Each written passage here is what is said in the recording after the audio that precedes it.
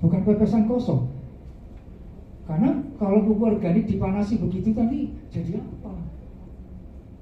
Padahal sebetulnya petani itu bukan formulasinya yang penting, bukan formulasi granul itu. Tidak diformulasi granul pun mau kok mereka itu, asalkan ada jaminan memang ini betul-betul pupuk organik. Nah kalau itu dibakar, apa yang terjadi? Yang pasti mikrobanya mati semua.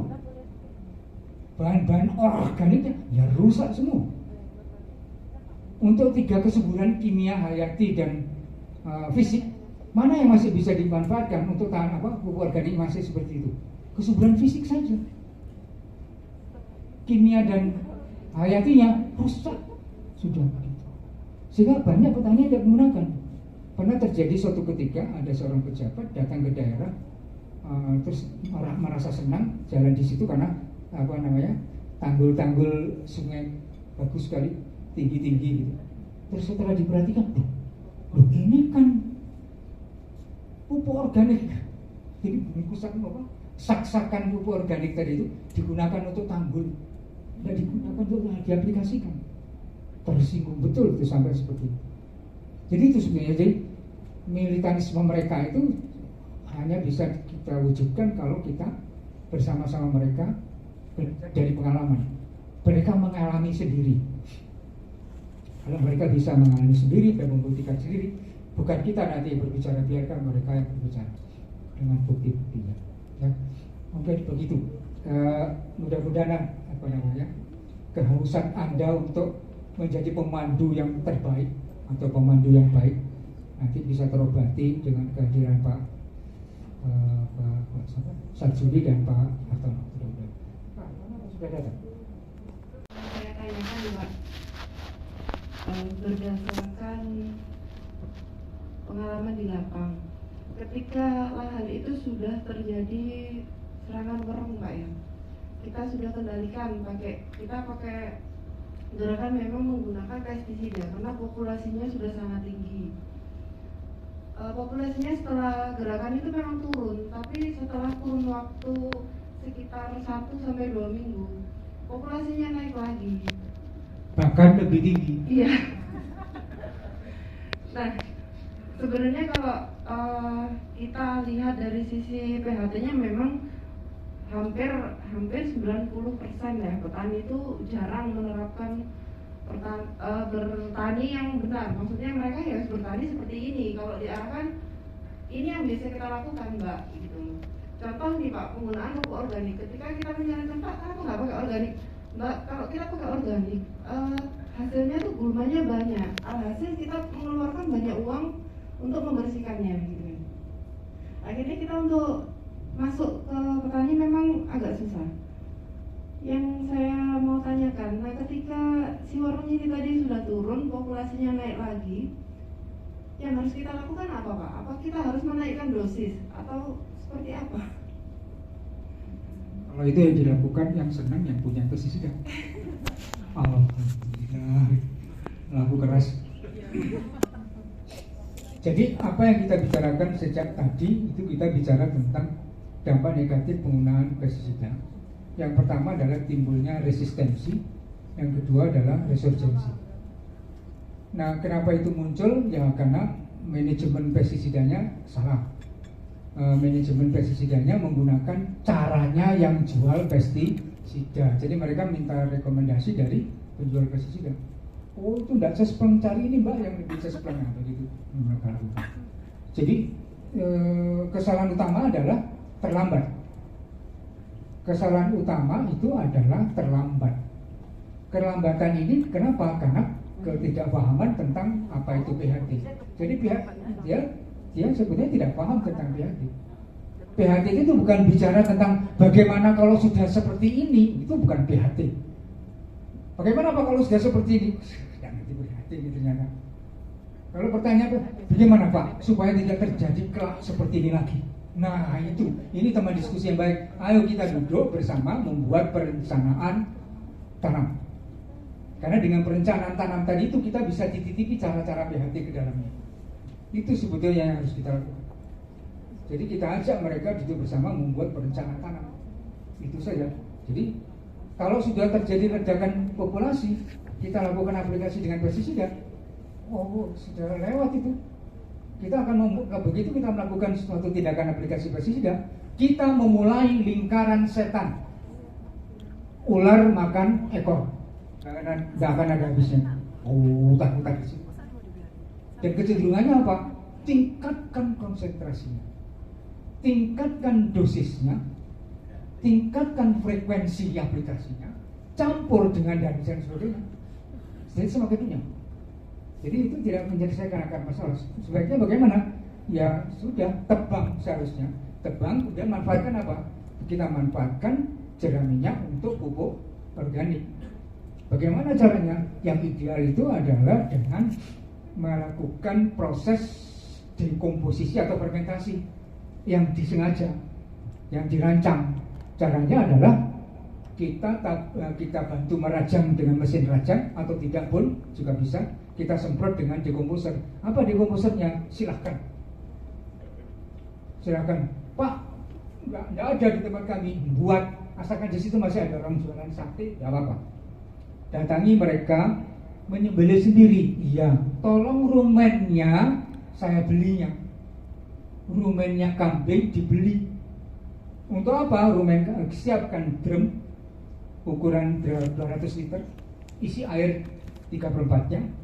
Rumen kita masukkan ke dalamnya, kita beri tetes 3 gelas aqua, masukkan ke dalam situ, kita aduk-aduk, terus setiap 2 hari sekali kita aduk, dan pengaduknya kalau bisa ditutupi plastik, jangan dibiarkan terbuka pengaduknya. Karena apa? Nanti tempat bertelurnya apa? Lalat. Telur lalat dari pengaduk dimasukkan lagi ke dalam drum. Akhirnya apa? Drumnya penuh dengan larva lalat. Sebetulnya tidak ada masalah itu, tapi kan tidak enak bekerja dengan cara itu tuh. Nah, ini harus ditutup. Ini ditutup setiap 2 hari sekali diaduk sampai baunya seperti tape. Kalau sudah jadi tape, itu sudah berhasil proses fermentasi. Itu ambil 1 liter, gunakan untuk bermacam-macam hal. Untuk pupuk organik cair, monggo. Bisa kita gunakan untuk fermentasi pesnak, silahkan. Kita gunakan untuk perbanyakan agen hayati, silahkan. Kita gunakan untuk dekomposer juga bisa. Jadi kita ngambil 1 liter, kita encerkan dengan 15 liter air, kita semprotkan pada jerami tadi itu. Biasanya 2-3 hari kemudian akan timbul panas sekali bahkan. Itu ciri-ciri dari proses penapian fermentasi. Itu akan terjadi penapian begitu. Nanti kalau sudah panasnya tinggi, kita balik, akan turun sebentar, panas lagi nanti. Setelah panas lagi yang kedua, biasanya suhu akan turun. Proses fermentasi yang benar itu harus melewati panas. Untuk yang bahan organik padat, kalau bahan organik padat itu proses fermentasinya benar, tidak akan membawa benihnya gulma. Jadi kalau gulma itu muncul, itu berarti proses fermentasinya salah. Ya gitu aja. Kenapa itu? Biasanya prosesnya bukan fermentasi, pembusukan atau proses fermentasi yang gagal. Itu. Jadi selama ini banyak yang gagal. Jadi oleh karena itu penggunaan pupuk organik dalam cara PHT, hindari kata-kata apa? Pokoknya, buang itu pokoknya. Pokoknya kan sudah pupuk organik Pak. Ya nanti dulu, buatnya sudah benar dah. Salah, hancur. Jadi itu buat gulma kita. Bocor nanti dituduh kita malah oleh para petani. Jadi proses fermentasinya yang benar. Proses fermentasi yang benar itu adalah yang proses padat tadi itu. Dengan dekomposer. Apa dekomposernya? Kita bisa buat sendiri. Nah, itu bahkan kita bisa memanfaatkan apa? Kita campur nanti proses dekomposisi tadi itu dengan asola misalnya. Jadi pupuk organik kita nanti selain dekomposer juga sebagai pupuk organik cair. Pupuk organik cair kita manfaatkan untuk. Jadi banyak manfaatnya kalau kita membuat fermentasi dengan rumen itu banyak manfaatnya. Bisa kita gunakan untuk macam-macam hal. Ya. Bisa untuk POC, pupuk organik cair, bisa kita gunakan. Untuk pupuk organik cair. Jadi itu mudah-mudahan menjawab. Jadi sekali lagi jangan sembarangan menganjurkan penggunaan pupuk organik kalau kita tidak yakin bahwa itu proses fermentasinya benar. Kalau salah ada dua. Pertama, proses fermentasi akan berlangsung di lahan, panasnya di lahan, mati tanaman kita. Wah, dikejar-kejar petani nanti kita. Karena proses fermentasi itu pasti menghasilkan panas. Coba camkan ketika orang tua kita membuat tape, pasti timbul panas. Kalau ada timbul panas itu penapiannya gagal. Jadi begitu. Mudah-mudahan menjawab. 13. Itu untuk berapa liter ya Pak? Kalau boleh tahu, karena apakah untuk membuat dekomposer hanya cukup dengan air dan tetes saja gitu? Saya sangat tertarik karena kami selama ini dalam pembuatan pupuk organik sering yang kami gunakan adalah trichoderma, yang kita bikin triko kompos atau kita pakai dekomposer PCPR biasanya, karena di dalam PCPR itu kan sudah mengandung bakteri isobakteria yang penghasil zat perangsang tumbuh. Jadi selama ini kami menggunakan itu. Nah, ini yang saya tertarik dengan Lumen tadi, mau dijelaskan apa bahan-bahannya, hanya cukup itu saja. Makasih Pak. Kalau sudah diajak bicara tentang teknologi, pada bangun semua. Ya itu iya. Iya. Ya itulah. Kalau kita sudah bicara tentang aspek strategi, males ngantuk. Pak Gatot dan Mulyo kemarin gitu, dan cepat pulang gitu. Jadi kalau sudah kita bicara tentang teknologi, apalagi yang teknologi tanda petik ramah lingkungan, menarik di biasanya gitu ya. Belum lagi kan bicara tentang teh kompos. Pernah dengar teh kompos? Oke, teh kompos itu juga sangat bagus. Jadi ini ada dua aliran sebetulnya yang kita akan bicarakan, dua aliran. Aliran laboratoris dan aliran mol.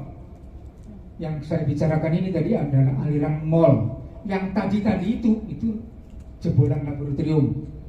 Ya, isolat dan keisolat itu jebolan laboratorium, termasuk penggunaan PGPR. Nah, sekarang selain itu ya, juga kita bisa bekerja dengan mol, mikroorganisme lokal. Bagaimana kita memperolehnya? Mestinya dengan cara yang sangat sederhana. Dari mana itu? Yang berada di sekitaran kita. Itu sebetulnya. Dan prinsipnya adalah prinsip fermentasi. Prinsipnya sebetulnya fermentasi, memperbanyak mikroba kita tadi itu. Dengan apa? Karbohidrat. Apa? Tetes. Pak, di tempat kami itu tetes nggak ada pabrik gula satupun di sini. Yang ada apa? Ada ini apa namanya? Gula kelapa dan sebagainya. Nah, silakan aja pakai cara itu. Nah, sekarang variasi-variasi ini jangan lupakan satu hal. Tetap kita menggunakan prinsip serba bersih, tetapi bukan steril seperti yang dilakukan di laboratorium. Serba bersih. Nah, bersih tadi itu bisa dalam harfiah itu sebenarnya kotor. Misalnya apa? Mas Edi itu kalau membuat ini nanti ya, gunakan air kolam. Bagusnya setengah mati. Itu air bersih itu, kaya dengan mikroba. Gunakan cara itu. Jangan menggunakan air flat dengan air keran. Bahaya itu, kaporitnya tinggi sekali. Air sumur, bagus. Sumur-sumur lama, bagus. Itu gunakan itu ya. Itu kalau kita bekerja dengan mol, aneh-aneh memang sudah seperti itu. Tapi tetap prinsip bersih tadi itu asal usul. Jadi jangan, Pak di situ bekas ada bangkainya nih, jangan digunakan dong. Jangan digunakan kalau seperti itu. Tetap kalau itu tidak boleh. Jadi itu mol. Mol ini kita bisa melakukannya dengan bahan rumen. Kita perbanyak di lingkungan air. Airnya tadi terserah, air menggunakan air apapun. Yang penting air tadi tidak mengandung kimia. Terus kita beri sumber makanan berupa tetes ya, tetes. Nah, tetes, ini yang perlu saya tambahkan satu hal. Tetes tebu itu ternyata ada dua jenis. Ada yang tahu? Tidak ada. Pabrik gula itu ternyata untuk upaya pengendapan nira ada dengan dua cara, yaitu pengapuran dengan kalsium dan dengan belerang. Nah, yang baik itu kalau kalsium, yang bahaya itu kalau belerang, karena belerang merangkap sebagai fungisida. Nah, ini yang bahaya. Nah, ini susahnya kalau Anda jauh dari pabrik gula dan di situ ada tetes, susah nanyanya, Pak ini dari pabrik gula mana? Apakah ini repot? Yang lebih baik kalau kita pernah beli, kita coba skala kecil dulu. Kalau ternyata produksi kita itu bagus, tidak terganggu, berarti itu dari belerang, dari kapur. Kalau dari belerang jangan gunakan lagi, terpaksa kita menggunakan gula. Nah kemudian, jadi tetes kita menggunakan drum. Drum itu berapa liter? 100.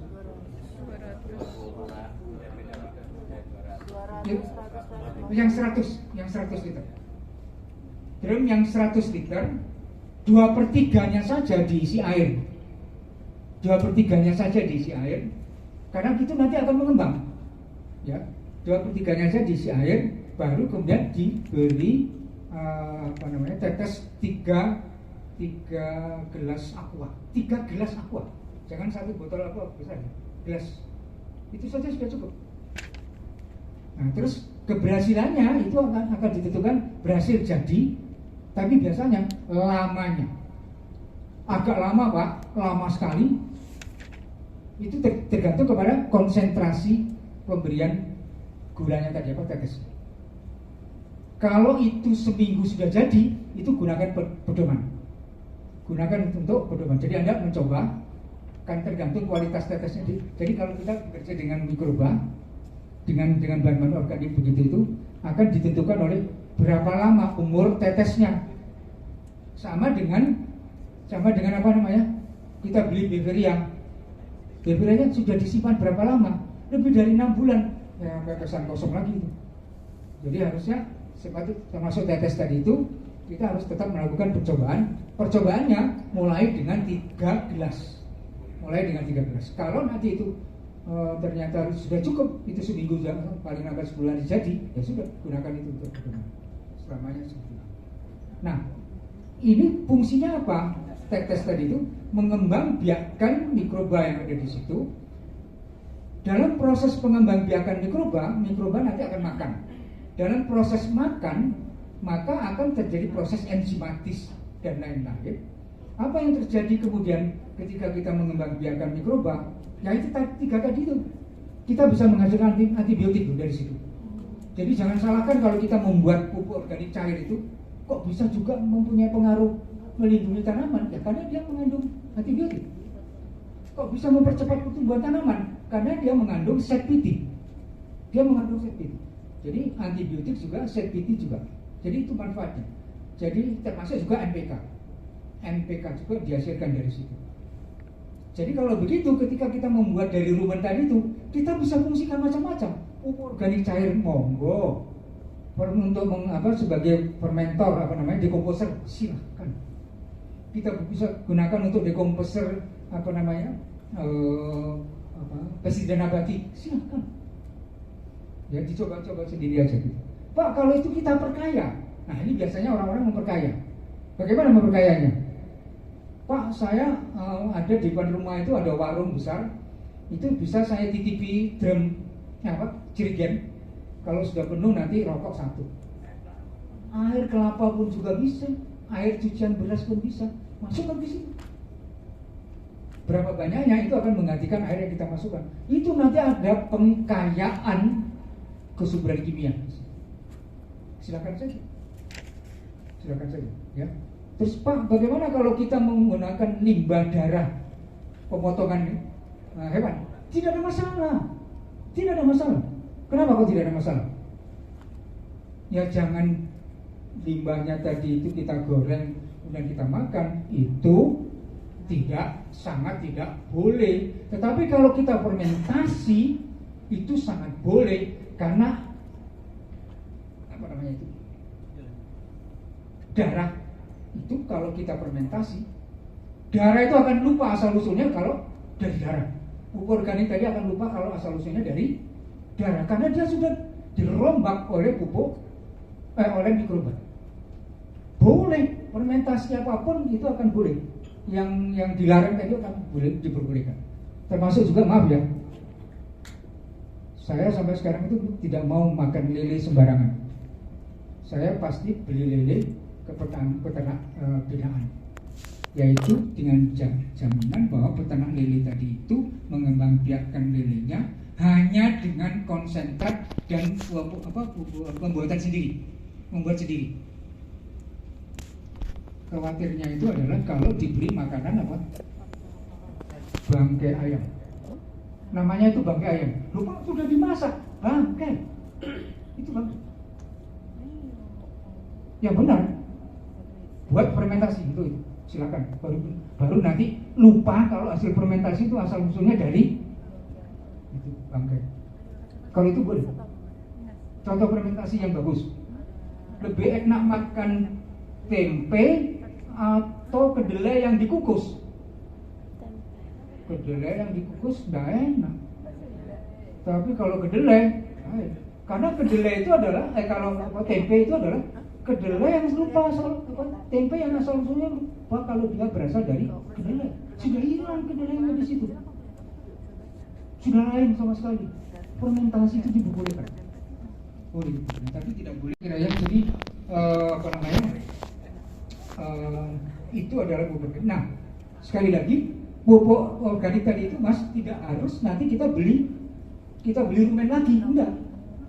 Kita siapkan rumen tadi itu kita manfaatkan 10 liter, kita sisihkan, kita masukkan lagi ke dalam drum, kita bisa mengumpulkan banyak lagi, gitu ya, kita bisa mengumpulkan banyak lagi. Nah, itu saya kira mudah-mudahan menjawab. Masih ada yang ketinggalan, Mas Edi? Gimana? Cukup? Cukup. Baik, terima kasih. Dicoba aja, ya.